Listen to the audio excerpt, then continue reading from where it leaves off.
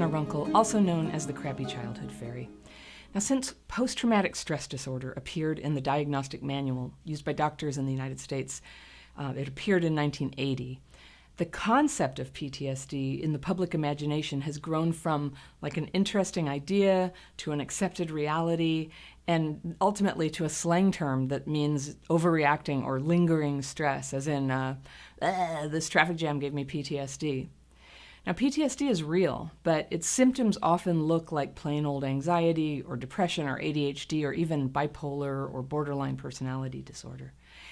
And there may be more than one kind of PTSD. There's the adult onset kind that an otherwise healthy veteran might have as a result of a specific trauma during a combat experience, for example. Another is complex PTSD or CPTSD, which is from long-term exposure to trauma. And examples of CPTSD might arise from a childhood riddled with neglect or abuse, or from the ongoing trauma of, say, being in prison or having chronic and life-threatening medical problems. So while most people experience trauma at some point in their lives, obviously everybody in the world didn't go through the level of trauma that would produce PTSD. But what level are we talking about? We don't really know why some people get it and others don't. But my question in this video is, why these days does there seem to be so much PTSD? And the following are 10 guesses that I can come up with. They're sort of hypotheses. Okay, reason one, there seems to be more PTSD now because there is a name for it. Whenever an old problem finally gets a name, cases can finally be recorded in clinical records. So for a time, the numbers appear to skyrocket. Reason two is because people tend to self-diagnose. PTSD gets talked about a lot these days, and a lot of treatments and therapies claim to help PTSD, and there may even be a bit of hipness to having PTSD. So a lot of people claim to have it who haven't been formally diagnosed, which is fine, but for the record, formal diagnosis is not always accurate either. A third reason is because people are possibly more traumatized now than they were in the past. And I just have to include this as a possibility, but I honestly doubt that the traumas people experience today are worse than what people have experienced in past generations. It seems more likely that there are other factors, things that have maybe increased right alongside PTSD diagnosis, and I'll talk more about this a little later in the video. It's possible that these activities combine with the exposure to a real-life trauma to make that trauma harder to recover from. So something to think about there. A fourth reason. PTSD seems so much more common now because more people with life-threatening injuries survive long enough to develop PTSD. Medical technology and field medicine have advanced enough to save the lives of injured people who in the past wouldn't have survived long enough to develop PTSD. Reason five, because more people go to psychotherapy than in the past, and talking about trauma can actually make PTSD worse. Luckily, new research is guiding people in the helping professions to provide trauma-informed care. These would be interventions that calm rather than trigger the PTSD response, which is what talking can do. As psychological and drug interventions get better, PTSD may become preventable even after trauma. And those who already have PTSD and who may be limited in terms of their capacity to heal or to learn to regulate their mood, they may get new forms of help as well. So that may be coming. Reason six, and I kind of talked about this in reason three, but one thing to notice is that the number of people taking antidepressants has gone through the roof in the last 30 years. It's an upward curve that is somewhat parallel to the increase in PTSD diagnoses. Now, I'm just hypothesizing here, but one reason for this could be that antidepressants, which are often prescribed for PTSD symptoms, might interfere with our response to trauma in a way that makes it hard to recover. The fact is, medication has been used with mixed but pretty minimal results with people affected by trauma. To this day, medication is still the dominant approach to treatment. And a book that influenced me quite a bit on this topic is The Body Keeps the Score, published in 2014 by Bessel van der Kolk. And he's a psychiatrist. He runs a leading trauma center in Boston. And he points out, I'm quoting from his book, he says, if antidepressants were as effective as we have been led to believe, depression should by now have become a minor issue in our society. And instead, even as antidepressant use continues to increase, it has not made a dent in hospital admissions for depression. So reliance on an ineffective treatment not only doesn't help, but it precludes the pursuit of other treatments that maybe would have helped. And the drug's alteration of our brain chemistry, often coupled with talk therapy, which we know can actually be triggering for PTSD, this combination could actually disrupt a natural resilience and a healing that would otherwise have taken place in our brains. It's possible. Everybody gets dysregulated sometimes. With PTSD, it happens with more intensity and more often.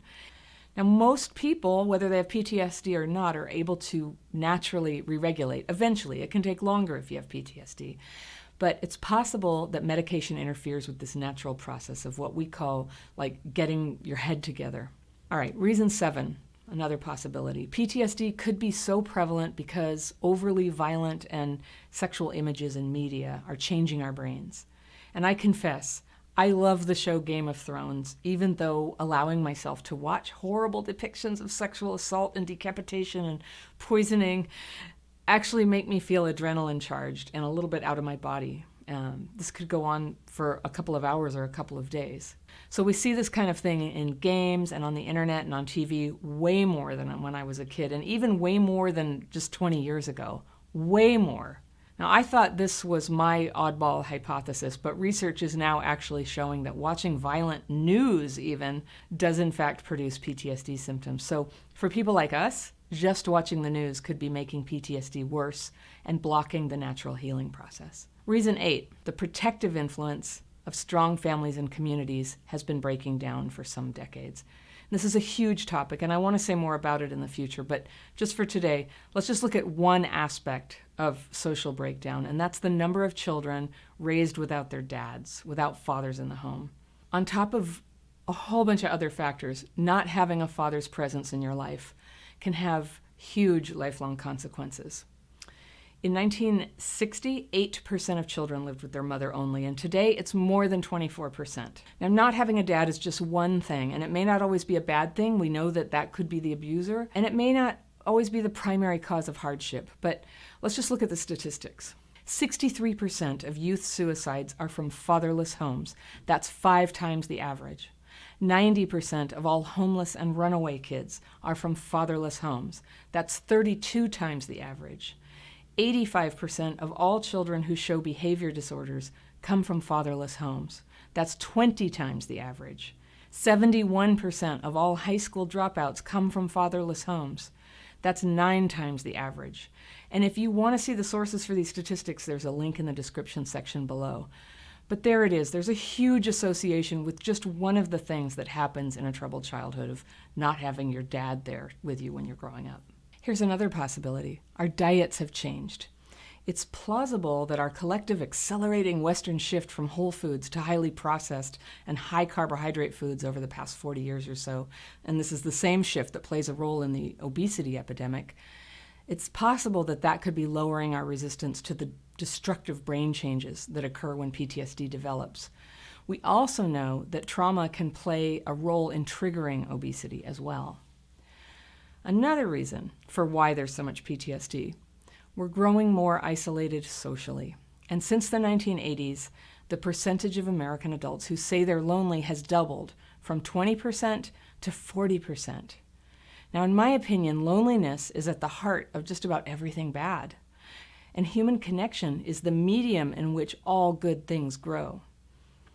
I have a friend who was burned alive by his neighbors at the age of 10, along with 300 other people, in a church in Kenya. This was about 10 years ago, after an election where the attackers, they were doing this because they believed the election was rigged and they were taking it out on their neighbors.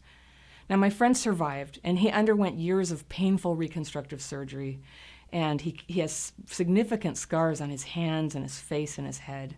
Now, I've watched as his mother, his father, and their new community in the United States, they've loved him, they've taken time to know him, they've helped him reach really high standards in his life, they celebrated his accomplishments. And I mean, there were like 250 people at his high school graduation picnic. They all made speeches. So my friend is now a healthy, positive, successful young adult who wonders why the rest of us complain so much. And I just notice a close-knit family and the extended family of community is so rare for most of us. And trauma at home happens so much more easily when we're isolated from that kind of group. I think this points to the most powerful and most important intervention for PTSD, and that's to have a culture of loving, supportive families, friends, communities. There are so many ways that this kind of unity and care for all people is getting torn down these days. There's a lot of division and a lot of encouragement to see ourselves as a separate kind of person or group by means of villainizing other people in groups, even among people who mean well and they want to help heal trauma. But trauma is an injury that damages our ability to safely connect with other people. That's the heart of the problem. We go through life feeling separate and unsafe. So it's unity, not division, unity among all kinds of people, while at the same time recognizing that each person is an individual, not this group or that group, but an individual with her own joys and struggles, her own story. And you can't guess by looking at a person what those are. This is the kind of atmosphere, I believe, where healing can begin and where we're able to get back up on our feet and become, once again, fully ourselves. And this is not some faraway someday goal that we're waiting for some big entity to change for us. It's something we can begin right now. We can do it in the way we show our love to people we encounter today. We can try to recognize the good in others. We can just start where we are. So let's go make the world a better place. Let's make it more loving, you guys. And I will see you in a few days.